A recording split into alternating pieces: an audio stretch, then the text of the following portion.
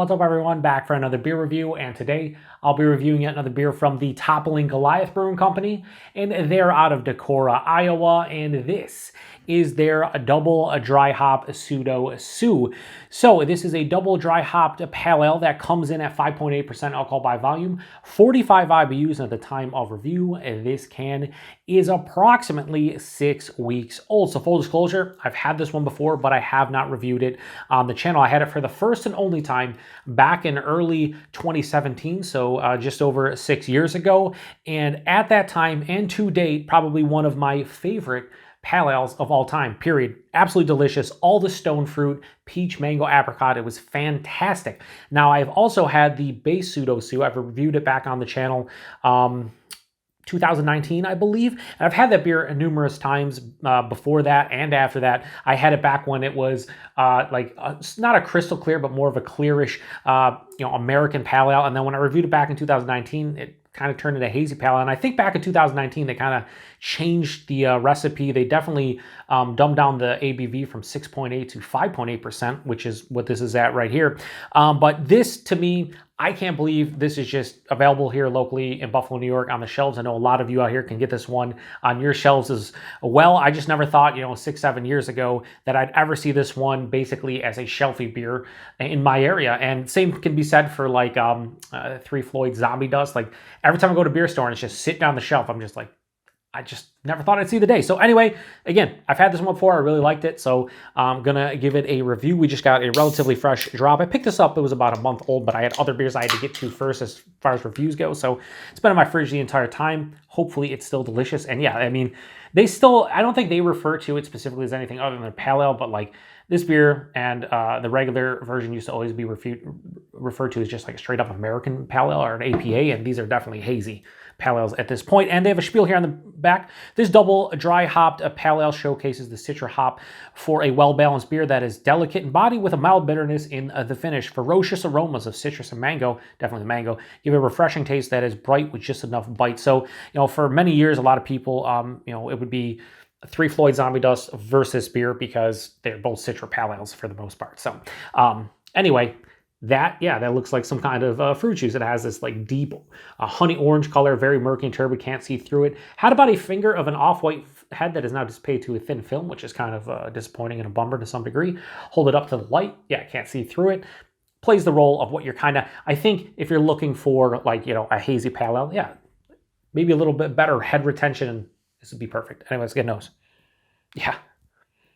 So what I remember about this one is they say citrus and mango. I got so much stone fruit, and I'm getting it here again. It's mango, it's peach, it's apricot, but then it's underlying like ruby red grapefruit, sweeter orange.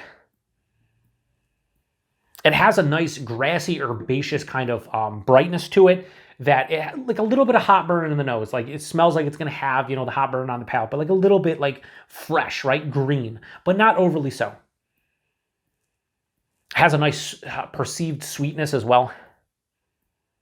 Smells like it's going to be juicy, fruity with stone fruit leading the way, and then it's going to have like I'd say mild green, like herbaceous kind of finish to it.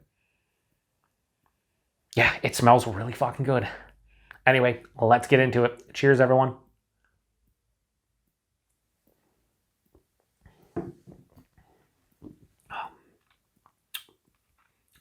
Yeah. It's like 99.9% what I said is exactly what I'm getting on the palate, and it's really fucking good.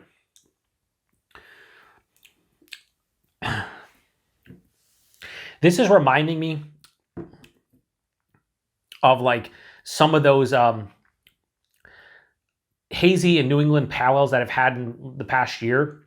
Just really well done, like Dancing Gnomes, like Lustra. And they did another one too. Buying this one is like medium body, so a bit bigger than 5.8%, but it's still light enough on its feet to kind of be more refreshing. The mouthfeel, it has a mild to moderate carbonation, but it's soft, it's smooth, and it's pretty creamy. And, something that typically looks like this, that the mouthfeel is more often than not going to be pretty nice, especially for, this is basically a New England pale ale at this point, or a hazy pale ale, so you're kind of looking for that, smooth and creamy mouthfeel, at least I am. The taste has a lot of juicy notes, and I don't say that. If you watch the channel, I don't throw out the term juicy all that often. Fruity, You know, and I talk about the different fruits that I'm getting and whatnot, but juicy is something I don't say a lot, but this is definitely juicy. It's juicy orange. It's citrus a lot. It's orange and grapefruit. But then after that, I get sweet, over-ripened, in order, peach, apricot, and mango. They say mango. I'm going to say that's a third stone fruit I get, but that's the one thing I'm remembering about the beer that I had in 2017 in that big, 22-ounce fluid ounce bomber bottle. It was so stone fruit heavy and saturated with mostly peach and apricot and some mango that I did not forget that part. And I'm not forgetting it here because it's definitely present. So yeah, all that citrus and stone fruit up front.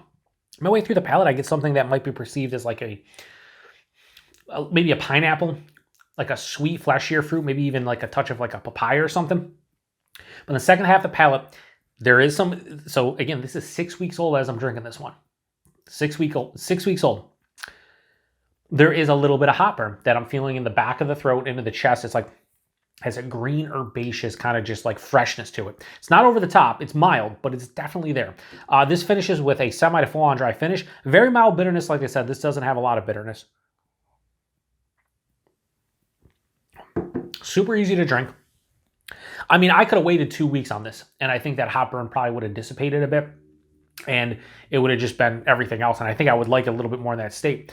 We talk about freshness a lot on the channel, and a lot of you in the comment section will say the same thing, like, oh, I won't buy an IPA over 2 months old, or I like to drink my IPAs, a month old or fresher. For me nowadays, with all of the double dry hopping, the triple dry hopping, the saturation of hops, how many pounds they're using of the beer, and a lot of times these beers don't, like super fresh, just don't work for me. They're just too much with that hop burn. I know a lot of you out there that love the hop burn. I know some of you are like me and don't like it. I would much rather drink this at 6 weeks old like this, because if I were to drink this at 2 or 3 weeks old, I don't think I enjoy it nearly as much. And even now, I'm going to knock it a little bit for the hop burn because it's a personal preference. Just a little bit. It's going to knock it down a little bit, but this is still one of my favorite hazy / New England pale ales that I've had in a long time. You get all that juicy, fruity goodness. It has a brightness to the hops. It's super crushable at 5.8%. Like I said, the body is a little bit lighter, but it still has that smooth creaminess to it. I could drink a bunch of these if it didn't have hop burn. Like, I'm going to easily crush the rest of this can, right? 5.8%. You can't tell.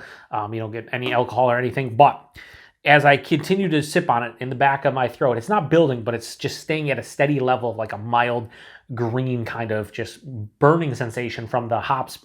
Just the sheer amount of hops they're using. This is probably just a lot. So anyway, do I like this as much as I had it back in 2017? No, but that's over 6 years ago. And back then, you didn't have a lot of the options you have now, especially locally and in distro, where, a lot of local breweries are brewing stuff in this realm, maybe not as good. A lot of regional breweries are definitely, and a lot of breweries that are getting distro here to the Buffalo, New York area, and probably your area too, are doing stuff just as good. So this is not mind-blowing like it was 6 years ago, but I'm not gonna sit here and bullshit and be like, oh, this is not that good, because it's fucking delicious.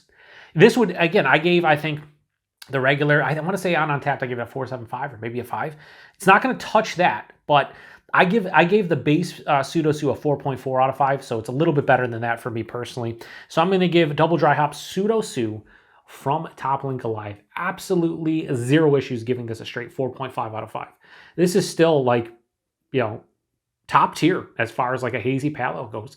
And the fact that, again, this gets good distro. I don't know how many different states they get into at this point. I'm trying to look, do they have like they don't have anything about like no, it doesn't say anything about it. Recycling, it doesn't say anything, but yeah. That's delicious. 4.5 out of 5. Price point availability is $5.99 a can here in the Buffalo, New York area. Definitely pricey. It's in distro, so I get it. Closer to the brewery, I'd imagine. Probably more in the Midwest is probably like $5 a can, maybe like $4 a can. Easily pay $4 to $5 a can if I could get it again. How often will I buy this one locally? Probably not all that often, just because $6 a can for a 5.8% pale ale is expensive. But like quality, I can't argue this, and the fact that it gets distro, like I expect it to be more expensive than locally, so it makes sense. I don't think the value is fantastic, but it is what it is. And availability, I have no idea. So you tell me, do you see Toppling Goliath in your area? And if you do you see the base Pseudo Sue? Do you see this? do you see King Sue and the double dry hop King Sue? So my next beer on the hit list from Toppling Goliath is I want double dry hop King Sue, which I think we have gotten here once or twice in the last year, and I just missed out on it. Not that, like, you know, it came in and went instantly, but like I only go shopping maybe 2 times a month for beer. A lot of times just 1 time per month. So if I go and they don't have it, then they don't have it. But I know double dry hop King Sue showed up here once in like the past 6 months, and I just didn't get my hands on it. So if that comes in, I'm gonna give it a go. I know they came out with Seismic Sue, which is like the triple IPA version of this and King Sue. Did not see that one, so I did not have a chance to grab it, but I would like to try it at some point. So again, if you've had it before, post in the comment section. Let me know what you think about this one. This is definitely better than the base, but not by a substantial margin, but a decent margin. Anyway, appreciate everybody stopping by for another beer review here on the Beer Patrol. Till the next one, cheers.